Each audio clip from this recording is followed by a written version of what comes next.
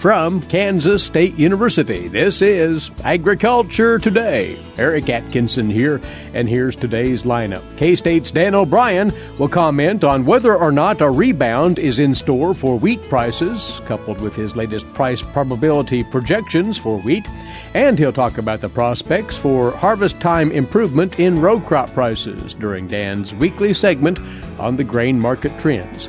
Then K-State's Lucas Haag will talk about the procedure to follow in determining when to apply the final crop irrigation of the season, being sure to not cease irrigation too early and hurt yield potential, nor too late and run the risk of wasting water. And awaiting to talk Kansas agricultural weather with us, K-State's Mary Knapp, along with more here on this Agriculture Today. Hamburgers, roast, ribs, steak, or whatever you prefer. Beef, it's what's for dinner. Kansas cattle farmers produce 7.5 million head of cattle per year. It takes about 7 tablespoons of peanut butter to get the same amount of protein in 1 serving of lean beef. Support your local Kansas farmers and ranchers. Eat beef. This message was brought to you by the K-State Animal Sciences Leadership Academy participants.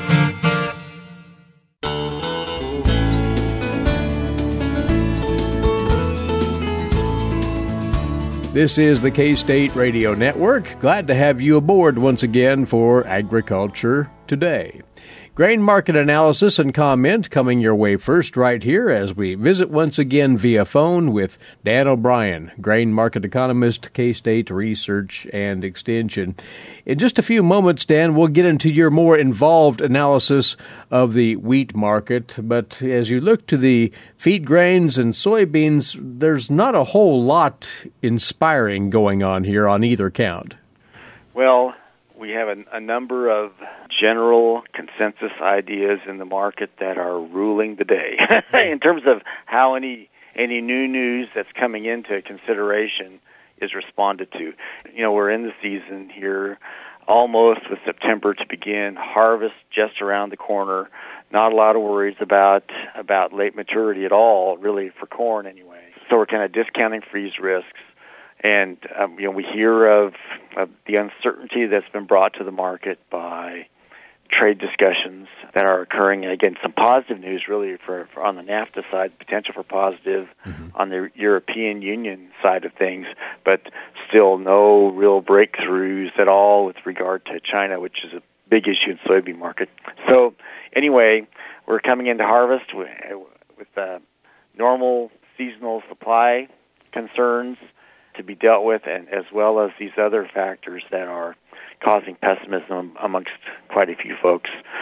Although it's not exactly what we're going to talk about today, of course, the big news this week had to do with the MFP payments that would be coming in response to, as a response from the U.S. administration, basically an acknowledged impact on marketing opportunities that's occurred in the grains, grains and livestock, but we're talking about grains today in terms of lower prices. So what we'll be watching, you and I, as we talk through these in coming weeks, will be the possibilities of trying to understand when market lows will come in some of these crops. And, of course, for corn and for soybeans, we're at the front end of the window. Right. And we'll see how things go. I think that the early September USDA crop production report, September, October, November, will all be in play. There's still a question out there with regard to the U.S. corn crop. It has to do with the speed at which this crop has gone through its development, whether that speed has cut short the grain fill window for corn, and if so, does that shave 1 or 2 or 3 bushels off the U.S. final yield? And with that, does that in turn drop supplies by 1, 2, 3, 400 million bushels and then show up on the backside in terms of lower ending stocks? That's still an issue that's out there. But in the broader picture of all the information the market is processing right now, it's seeing just about anything and viewing it negatively. I do think, though, Eric, that it is symptomatic of this time of year with a harvest coming on that we overemphasize the supply issues and sometimes not pay enough attention to what's happening positively on demand. And, of course, lower prices isn't something that hurts demand at all. So we'll see if it plays out again this year. That in our focus on the supply side of grain markets, and without any short crop, if we underappreciate or pay less attention to than we should have, perhaps the demand side. Of course, for anybody that as we come through harvest, we'll be asking that question directly, trying to figure out whether we have good prospects for storing grain past harvest and making some money doing so. And of course, the demand side of the equation will be prime consideration as we look to those questions. Which really brings us to wheat then. Right. And it is safe to say that wheat export business has been quite slow. Yeah. I think what's happened over the last 2 months, from July 1st through the end of August, is that we, with good reason, bought the expectation that there are short crops around the world and looked to those to give us potential for U.S. export movement of wheat. And then, of course, we added in a surprisingly good protein crop on top of that. Bran price is up from a low of about $4.70 right at the end of June up to a high of just under $6, again, towards the end of July. And then after that, though, as the actual export shipments have not materialized, then the hoped-for result hasn't, quote, shown up yet. So we've got export shipments for the week ending August 23rd of about just under 15 million bushels. We would need a pace in this marketing year of about 21 million bushels. Now that's not that much of a distance to come up with. I think when you dig down deeper and behind the new numbers to see who in the world has wheat and who doesn't, and who's willing to buy or who's likely to buy, if you isolate the top 7 world wheat exporters, some of which have had crop problems this year. European Union. Again, they've had mixed results. Some pretty tough conditions over in Australia. The Black Sea region hasn't been as stellar as they were last year, not just in terms of quantity, but also the quality of their crop. Anyway, you bring those issues together and look at the ending stocks for the 7 major world wheat exporters, and they're almost as tight as they were back in 2012-13, and that's when we had $6 and $7 wheat around the world. So I can remember seeing the graphics that came out in the market analysts, and you're looking at that number, and that idea had a lot to do, I think, with driving prices higher. The other side of this, though, is that if you look at what the rest of the world has, again, taking out the exporters and even taking out China, which is sort of monolithically providing for itself in wheat for the most part, and look at that the world stocks to use is as high as it's been in 21 years. So what that tells me is that, at least in kind of a front-loaded manner, I don't know how strong we can expect world wheat export demand to be, really. But in the latter part of this marketing year, when a lot of these domestic supplies get whittled down some, and countries have a more of a focus on preserving their own stockpiles for food security, and when they start looking to those world wheat exporters, those top 7, and see that they're tight, it looks like, logically, that the strength in U.S. exports is probably going to be more on the backside of this marketing year. So, hey, we make a statement like that, and it gets out into public, and so people will say, well, gosh, K-State's saying to hold your wheat. But of course, people have to make their own judgments, but it does look like the supplies that are front-loaded right now in the hands of those who would potentially be buying are very likely to get tighter as we move along in time here and past the first of the year. When they start looking around for buyers, gosh, there just isn't as much available in the world to buy. Right. And aligned with that, Dan, you have worked up your latest projections on the price probabilities if, in fact, we see varying levels of exports, moderately higher, much higher, or even lower. And what do the numbers say there? Well, first of all, I think you take the USDA's estimate of about 1.025 billion bushels exports, and what they're projecting now, about 5.10 average price for the year, and about 43% stocks to use, and say, that's where you start, probably 3 out of 5 chance that's going to happen. But then there's probably another 25% chance that the USDA's export projections are either a little bit too low or a lot too low. again, adding either 50 or 125 million bushels to their numbers. And with those, you look at situations where if they're just a little bit lower, by 50 million bushels low, we add about a quarter a bushel to 535 or so. But if they're sharply lower, then you're at $5.90, $6, something like that. Also, with all the upheaval and turmoil in terms of what's happening in world ag markets, there's still the possibility of lower U.S. wheat exports, too. So I just kind of put that in there as something to consider. But even with that, we're at 1.025 billion bushels. We just talked about how tight the world situation is for major exporters. I don't know that you'd see a washout, even if we had lower exports than what the USDA is projecting. Probably more like, we're probably down 30 cents, down to 480 or something. But it just doesn't seem like, given how tight these other countries are, that the U.S. would go through this marketing year and not have some strength show up and to help to support prices. There's one more thing you say worth watching, and that is the escalating value of the dollar, which does hold sway in this whole thing.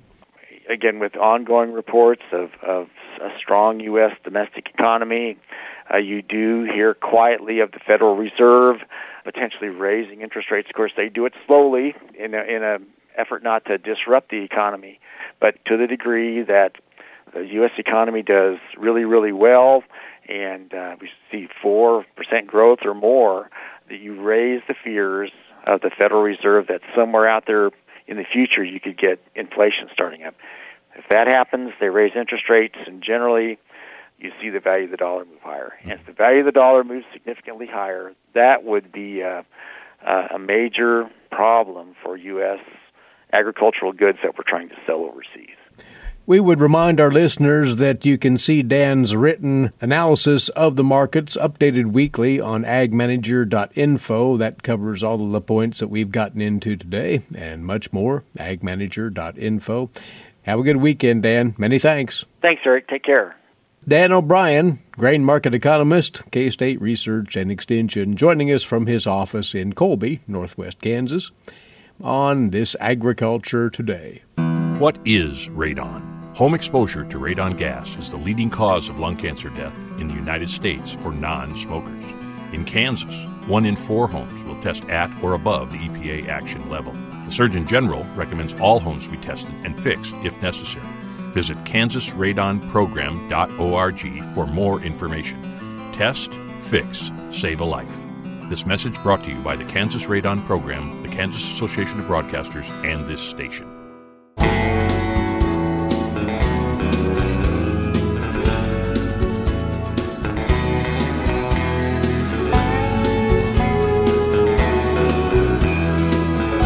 Agriculture Today returns now here on the K-State Radio Network. These next few minutes for you crop irrigators at that juncture now where you have to decide when would be the most opportune time to apply that final irrigation pass of the season on your row crops. And that is something that should be calculated out as opposed to simply going by the date on the calendar. So says our guest, Lucas Haag is a crops and soils specialist, K-State Research and Extension, based in northwest Kansas. He, in fact, authored an article on this very subject in a recent Agronomy E-Update newsletter out of K-State. And it's really sort of a balancing act in as far as making this decision of when to put down that last watering of the season, you say, Lucas.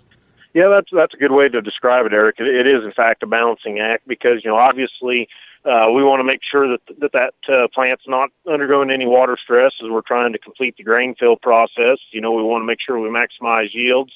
But on the other hand, if we over-irrigate at the end of the season, there's a chance that, that water will basically be lost to deep percolation down through the profile. And so not only is that a waste of water, but oftentimes it can carry nitrogen and sulfur with it. And so it can be a loss of nutrients as well. So, yeah, that's really the goal. Is it's kind of, a good analogy is, your goal is to basically coast into town with just enough gas left in the tank. And so that's what we're trying to do here. And to get at that, you have to know certain things. And one of those you point out, you have to understand what crop water use requirements exist out there. Yeah, so, being able to go out in the field and see where you're at in terms of maturity of that crop, So on corn, obviously, once the target is to get the black layer, once we have reached black layer, no more weight is being added to the grain, or our yield's been set. But then, we want to work our way back from that. If you're at full dent, beginning dent, so beginning dent on corn, we can figure we're going to take about another 5 inches of water to finish out. By the time we're to full dent, we're down to 2.5 inches. And the same goes kind of on sorghum. At soft dough, it's about 5 inches to finish up. Hard dough, we're down to 2 inches. Soybeans, when we're basically fully potted on the plant, we've got about 9 inches of water use to go yet. We begin seed fill, we got about 6.5. And then once we have filled the seed, have filled the pods, then we're down to about 3.5 inches to go. So, actually, even in soybeans, some pretty significant water uses here at the end of the season to make sure we're not leaving yield on the table. So, knowing where the crop is at is the first thing we got to know. The second thing we need to know is, some boots on the ground with a soil probe and figure out, or we're using, this is where technology has really helped us, is using our soil moisture probes. We need to know where's the crop at, and how much gas is left in the tank, how much water is still in the profile. And when it comes to taking those soil probe measurements, one wants to work with certain benchmarks there as far as what is needed to finish the crop. Yeah, so if, for example, on corn, if we're at full dent, it's going to take us about 2.5 inches water to finish.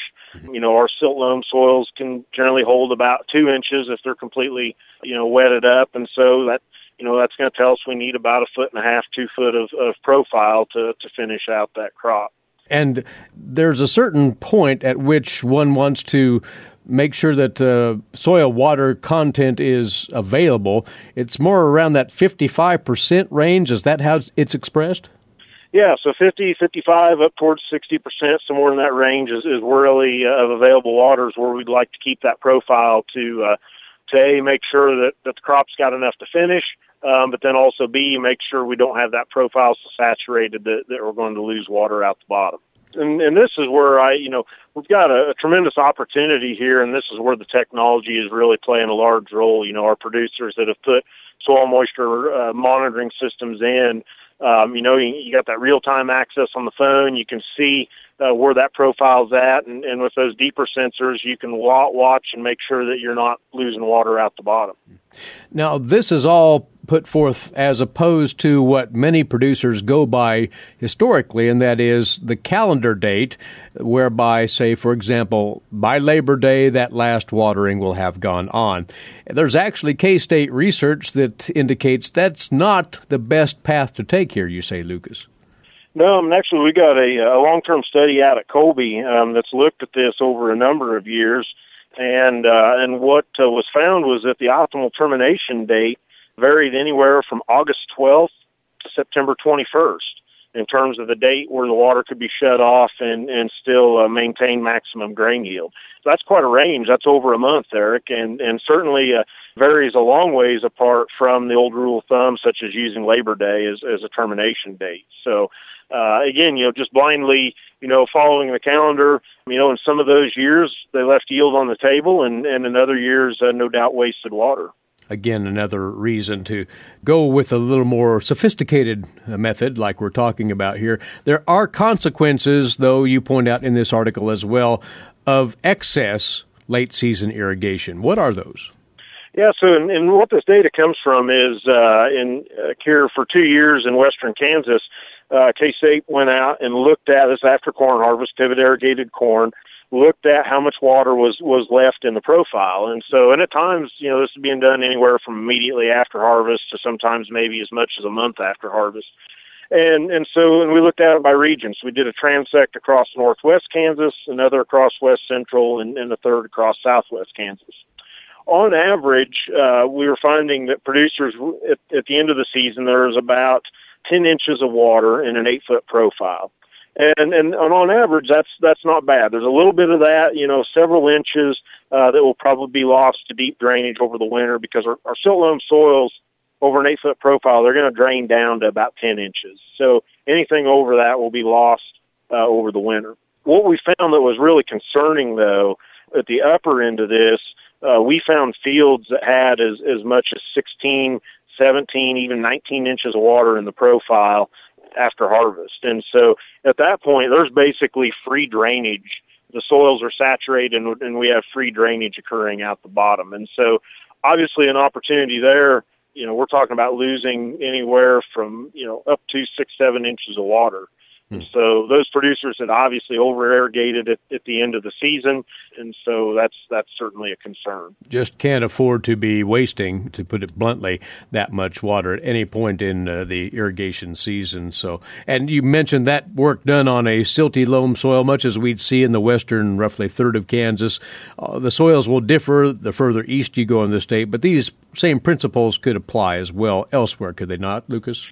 Yeah, that's true. The same principles apply. And in fact, as we move into some more sandier type soils, their ability to hold water is certainly less. And so that risk of losing water out the bottom actually increases. And so, as we move into sandier soils, it certainly becomes more challenging to manage. But still, nonetheless, it's possible if we keep track of where that crop is at, growth stage-wise, and what we've got in the profile.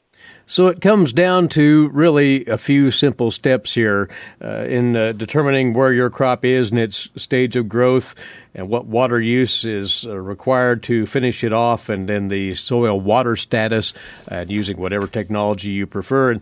And then you can pretty much pin down when would be the most optimum time to put on that last watering, correct? Yeah, it's just really that step-by-step approach. There's a little bit of, looking at the calendar and some forecasting, kind of look at that 10-day outlook, and that'll give you a feel for, what's the ET, what's the water demand going to be, is there any precip in the forecast? And again, the idea is that we basically coast to the end with just enough left. And that way that gas tank is empty. That way, any moisture we get over the winter in terms of snow, rain, we've got room to store that, and gives us room to, if a producer chooses to do preseason irrigation, gives us some opportunity to store that. If we finish the crop season and that profile is full, any snow, any rain we get over the winter is basically going to be wasted because we don't have the room to store it. And we really want to be able to take advantage of that free water. This is an irrigation concept so important that you've actually put together a K-State Research and Extension publication on this exact topic, Lucas, correct?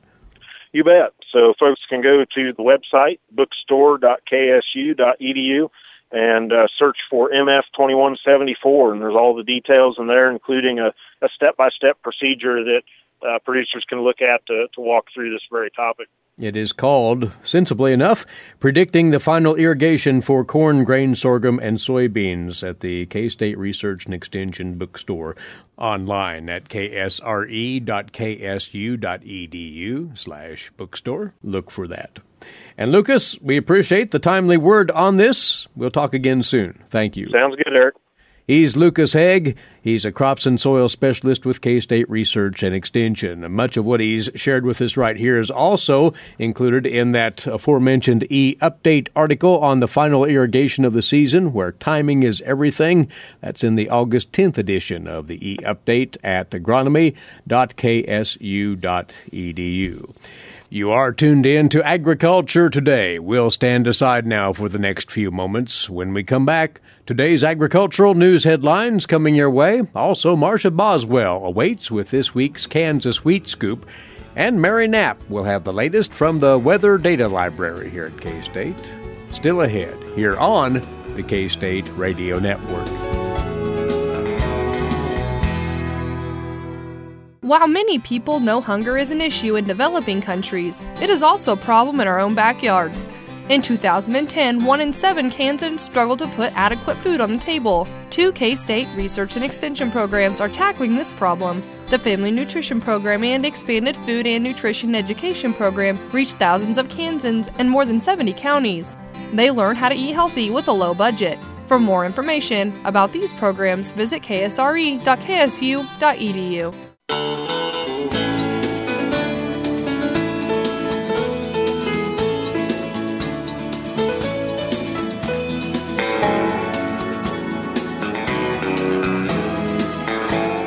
Agriculture Today continues now here on the K-State Radio Network. Eric Atkinson with you as we check on today's lead stories in agricultural news, now courtesy in part of DTN. Well, as anticipated, two ethanol trade associations are asking a federal court to force the EPA and the Energy Department to hand over documents on exemptions granted to the Renewable Fuels Standard. The Renewable Fuels Association and Growth Energy want to know which refineries the EPA has exempted from complying with the standard to then challenge those exemptions in court. The groups filed a lawsuit yesterday in U.S. District Court for the District of Columbia, alleging that the EPA and the Department of Energy violated the Freedom of Information Act by not responding to their requests for that information. The EPA had previously said the names of refiners that received waivers is exempt from disclosure under the act because it is commercially sensitive information. RFA President Bob Dineen noted in a statement that as recently as 2016, the EPA had proposed a rule to make basic information on the refinery exemption process made public. State regulators sent a letter to the EPA this week with their recommendations on how the federal agency should re-register 3 dicamba herbicides, XtendiMax, Ingenia, and Fexapan, for the 2019 season. Among those suggestions, the American Association of Pesticide Control Officials asked the agency to set an early season cutoff date, but only if states are permitted to use special local needs labels to adjust those dates. The recommendations will carry special weight with the EPA, given that this association represents the state officials tasked with enforcing herbicide labels, and dicamba complaints have overwhelmed them the past 2 years. The president of this association and a pesticide director with the Alabama Department of Agriculture, Tony Kofer, said that they understand why this tool is needed in some states to control herbicide-resistant weeds, but quoting him, "This is not a sustainable model right now with our funding and the number of complaints many of our states are taking in." Many states have reported high numbers of complaints from off-target dicamba movement to a wide array of agricultural, horticultural, and homeowner sites, according to Kofer in his letter. First among the requests was that the EPA make future dicamba registrations conditional on a year-to-year basis. Kofer explaining they want them to have the flexibility to be able to account for any additional information gathered instead of being locked into a 2 or 5 year time frame. Farm cash receipts this year could be close to 2017 numbers, but farm profits are still falling, according to the latest USDA analysis. Here's more from the USDA's Gary Crawford. The new Agriculture Department farm income forecast for this year is probably not going to be a surprise to anyone. We're showing farm income in general down relative to 2017. USDA's chief economist Rob Johansson forecasting net farm income $65.7 billion, down 13% from 2017. Net cash income $91.5 billion, a drop of 12%. Yes, part of that is from lower commodity prices, but he says that's partially offset by higher production. And so, actually, the big change is the increase in production expenditures, up by about $12 billion. Or about 3.33%, led by increases in fuel, feed, labor costs, and interest payments on debt. Farm debt expected up 3.5%. Also bringing potential farm income down, a more than 17% drop in government payments to farmers. But Johansson says the payments in the trade assistance package just announced are not included in this estimate because we do not know when those payments will be made and how big those payments will be. In Washington, Gary Crawford for the U.S. Department of Agriculture. And Japan and South Korea beef imports are on the rise, according to a new report from Rabobank. In 2017, combined imports by Japan and South Korea were up 9% at their highest level since 2002. Along with the improved economies and lower global beef prices, the availability of beef from Australia and the U.S. is fueling that growth. Australian exports to Japan and South Korea up 11% for the year to date by June, while the U.S. appears to be focusing more on South Korea, with exports there up 41%, while up only 6% in Japan. Coming your way now on Agriculture Today, this week's Kansas Wheat Scoop. Here's Marcia Boswell. Officials from the U.S. Agency for International Development announced August 23rd that they have awarded $21.9 million to Kansas State University to continue funding 3 research labs that work to end global hunger and poverty. In 2013, USAID awarded 3 innovation labs to K-State through the Feed the Future initiative, which is the U.S. government's effort to end global hunger. K-State initially won the awards through a competitive process against programs across the United States. These awards don't happen by accident, says Jennifer Long, the acting director for USAID's Bureau for Food Security. She said, "We have a very high bar for extending programs, and it's really a reflection of the innovative approach that these programs have taken and how they bring the best of U.S. science to bear on these global challenges."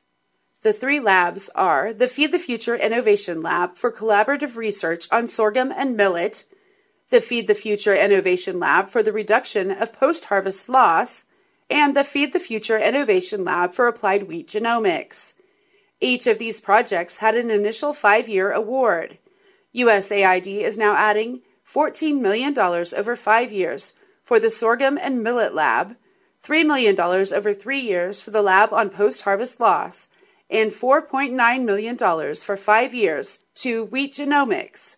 Dr. Jesse Poland, the director of K-State's Innovation Lab for Wheat Genomics, says his team has made important advancements in using genomic tools to accelerate wheat breeding. Poland says if you look at the standard breeding process, it takes anywhere from 10 to 12 years to go from crossing wheat varieties to releasing and deploying a new variety. Using information from the recent release of the wheat genome, he said K-State researchers are using genomic tools to build prediction models on yield, disease resistance, and other traits. Poland said, "We can know how that variety will perform by year 3 or 4 of the breeding process. If we can predict those accurately, we can really accelerate the selection and release of better wheat varieties." The news was delivered by U.S. Representative Roger Marshall and was followed by comments from Governor Jeff Colyer, who worked for USAID in the early 1980s. Governor Colyer said by creating these innovation labs at a public land-grant university, it really is an indicator of how valuable Kansas State is not only to our state, our nation, and our agriculture, but the impact that it has around the world in education, research, and in real production. Kansas State really was a leader in this 30 years ago and is extending even more so today. For Kansas Wheat, I'm Marcia Boswell. Thanks, Marcia, and you're listening to Agriculture Today.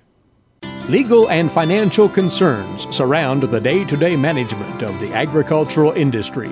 Producers, ag creditors, and USDA agencies rely on Kansas Agricultural Mediation Services. If you've received an adverse decision from the USDA or have an ag credit concern, call today, 800-321-3276, or visit us online, Kansas Agricultural Mediation Services, exploring options, generating solutions.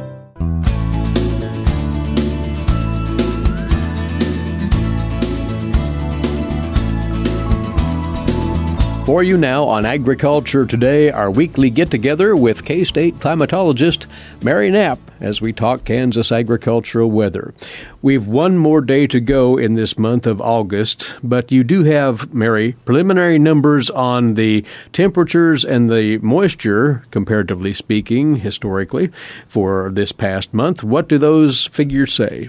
Well, basically, on the rainfall, we're looking at fairly wet August across most of the state. Exceptions were in the northwest and west central, where they were a little bit below what they would typically see in August. Statewide, we averaged 3.84 inches, which is 117% of normal. What was really nice is that we did see some generous moisture in the east central area, where some of our most severe drought continues to be present, and they averaged 5.59 inches, which is 141% of normal. That helps. That helps a lot. And in the last week or so, we've had a number of fairly large rain events and actually produced a little bit of runoff, particularly Council Grove Lake saw some runoff, which reduced some of the pressure that they were experiencing on that water system. But there's still a lot of recovery that needs to go. There's still a lot of stock ponds in that region that are very, very low, and so we'll need to have a continuation of that wet pattern. The other thing that helped was that August was fairly close to normal as far as temperatures. It was a little bit on the cool side. Statewide, we averaged 75.7 degrees, which is just a shade over 1.5 degrees cooler than we would typically expect for August. We did have 100-degree readings in most of the divisions, but 101 was the hottest temperature that we saw. We also had some cool temperatures with a low of 41. So again, quite a range. There has been some concern with the cool weather that we've had in the last couple of weeks for finishing off the sorghum and the soybeans. This week has been a lot more moderate and closer to normal. It looks like the next 2 weeks are going to be on the warmer than normal side. Again, not necessarily 100-plus readings, but up there enough so that we're going to be able to finish off that sorghum in a nice fashion. Just to catch up on the drought monitor then, clearly there's been improvement once more? Right. There has been improvement once more, mostly erasing the abnormally dry conditions in the west, although there's still a pocket along the Colorado border with that abnormally dry condition. A reduction in the areas of the other categories, and particularly the exceptional drought has condensed to a very small pocket in extreme eastern Kansas. Hopefully the rains that we got Wednesday and Thursday will help remove a little bit more of that as we go into our next week. And we still have extreme drought in the Flint Hills region. Yeah. Well, we still have a fairly large area of extreme drought in the Flint Hills, centered along the Kansas River Valley and going north and south and west of that area. And there's still a large area of severe drought that borders that extreme drought. The biggest reduction, again, like I said, was in the exceptional drought, which is the absolute worst category. Well, looking ahead, by the sound of it, we've unsettled conditions coming in for the weekend, and that might provide not only for the next 2 or 3 days, but into next week, somewhat regular chances for rain. Right. The pattern is going to be unsettled as we go into the next week, so that's going to mean a moderate chance, and we're talking 40-50% chance of rain just about every day into the next week. Not necessarily a widespread rainfall like we saw the previous week, but again, those opportunities are there just about every day. When you look at the quantitative precip forecast that goes through next Thursday, the amounts are also fairly promising. We're looking at even the areas that receive the least are likely to see 3/4 of an inch. Heaviest areas, which are expected to be along the Nebraska border, may see upwards of 2 inches. So again, fairly widespread coverage. One thing that we'll be watching is what's happening with the tropical development in the Caribbean and in the Atlantic. There is a moderate chance in the next week that there will be some development in the Gulf of Mexico that may not necessarily be a hurricane, but that tropical storm development can bring some moisture up into the Central Plains, and that could help augment any storm development that we get. And what about our temperatures for the coming week then? The temperatures for the coming week are expected to trend on the warmer side of normal. Again, keep in mind that doesn't necessarily mean a string of 100-plus days. It could easily be that with that humidity, our dew points are elevated and we keep our nighttime lows warmer than average. At this time of the year, we're looking mid-60s in the eastern part of the state for nighttime lows. If we stay at 70, we're tilting that scale to the warm side. And the forecast for the month of September is now posted, and it suggests a wet start to the month beyond next week. Right. If we look at the 6 to 10 and 8 to 14, which carry us out through the 12th of September, the pattern is for wetter than normal statewide. The strongest signal is in the first part of the month. Not surprisingly, we've got better handle on that.